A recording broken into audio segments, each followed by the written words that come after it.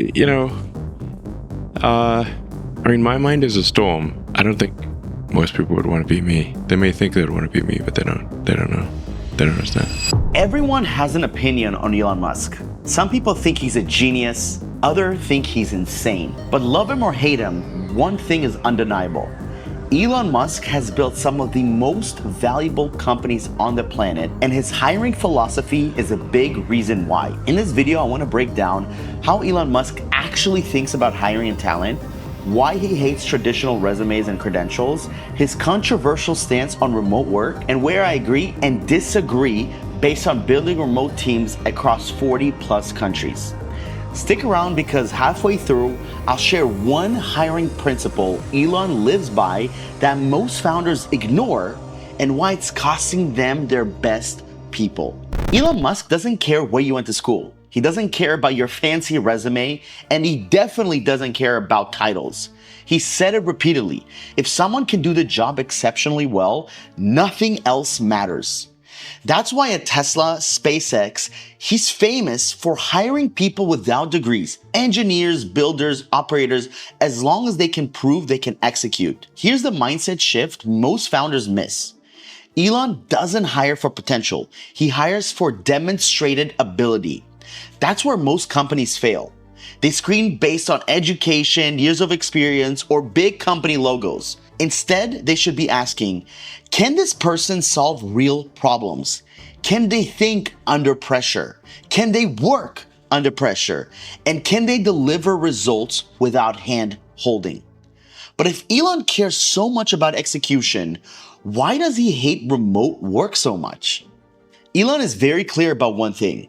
He believes in-person work is critical, especially in high-stakes, hardware-heavy environments like Tesla and SpaceX. And honestly, he's not wrong for those businesses. When you're building rockets, manufacturing cars, or running factories, physical presence actually matters. And here's where nuance gets online. Elon isn't necessarily against the concept of remote talent. What he truly hates is the low ownership, low accountability culture that often hides behind it. See, Elon's real frustration isn't with the where, it's with the how.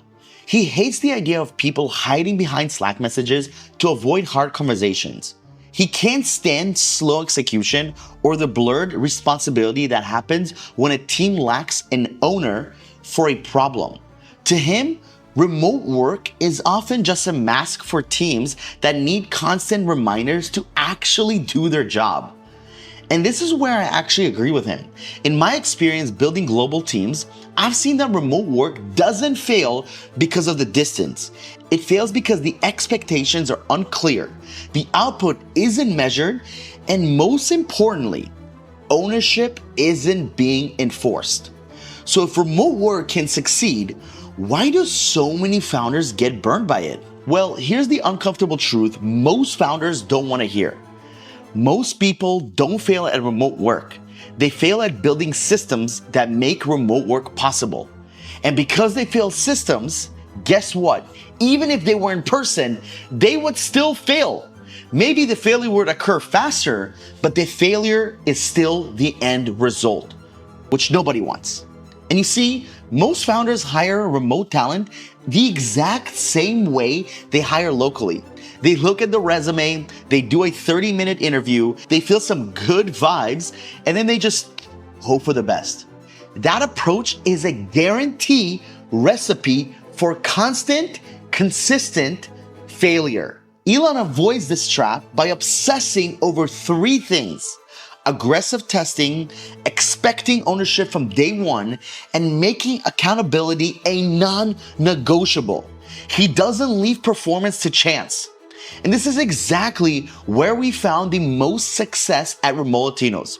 After hiring over 2,000 remote professionals, we've realized that the ones who succeed, the true champions, the true A players, aren't just quote-unquote lucky finds, they are just a product of a specific system. We've learned that remote work doesn't actually lower the bar of performance, it raises it.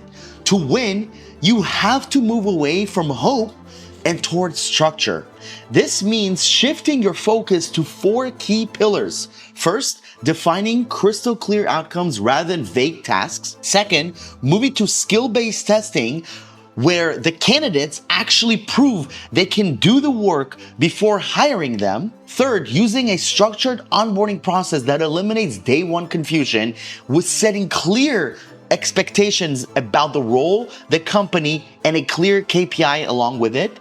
And finally, implementing a performance-driven leadership that rewards results over hours spent at a desk. I don't give a and Elon doesn't give a about your hours worked. We care about results. We care about the rockets landing on Mars.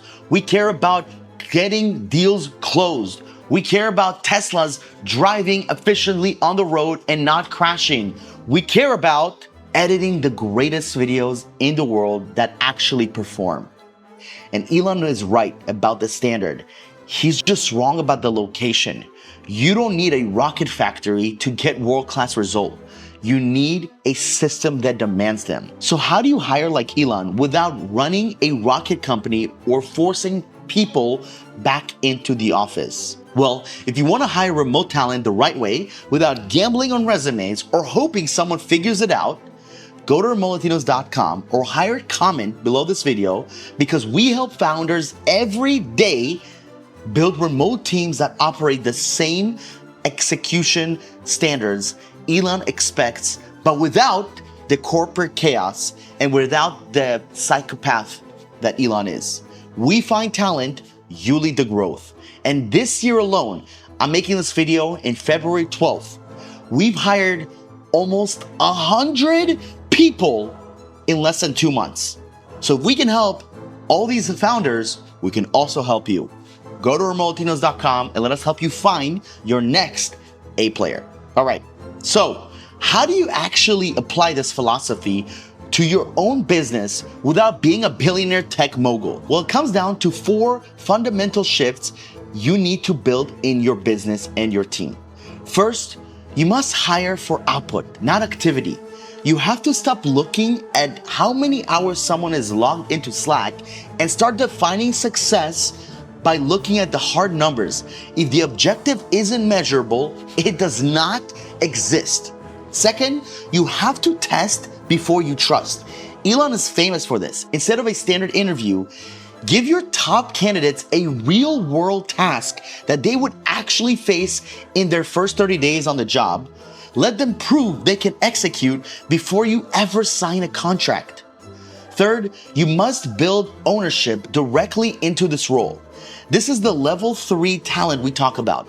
If a team member doesn't feel responsible for the final result, they will never own the role. You want people who see the problem and fix it, not people who see the problem and wait for the meeting and instructions on how to fix it. You want problem solvers. And finally, remember, structure always beats supervision. The clearer your systems are, the less micromanagement you'll ever need to do. And when the how is documented and the what is measured, you create a self-correcting team. This is the path to building a business with high performance, low drama, and truly scalable systems, whether your team is sitting in the office right next to you or working from across the world in freaking Hawaii, the Philippines, South Africa, and Bolivia. Here's what I respectfully disagree with Elon. The future of business isn't a battle between office and remote. That's the wrong question. The real battle is ownership over obedience. See, Elon's back to the office mandate is ultimately a tool for obedience. It's about seeing the work happen. But the best talent in the world, they don't care about ping pong tables, free snacks, or office perks. They care about 4 things: autonomy in how they work, growth in their skill sets, meaningful work that actually matters, and fair compensation based on the value they create. When you combine Elon-level execution standards with remote-first global talent, you stop building a traditional company, you start building leverage. You get the highest standards of a Silicon Valley tech giant without the geographic limitations or the bloated overhead. Elon is right. You can't build rockets on Zoom, but you can build a multi-million-dollar world-class service or software business from anywhere in the world as long as you prioritize ownership over everything else. If you want to see how to build a hiring system that filters for ownership, execution, and performance, you need the blueprint. Watch this video here to learn exactly what I'm talking about. And see you on the next one. Like, comment, subscribe. Os.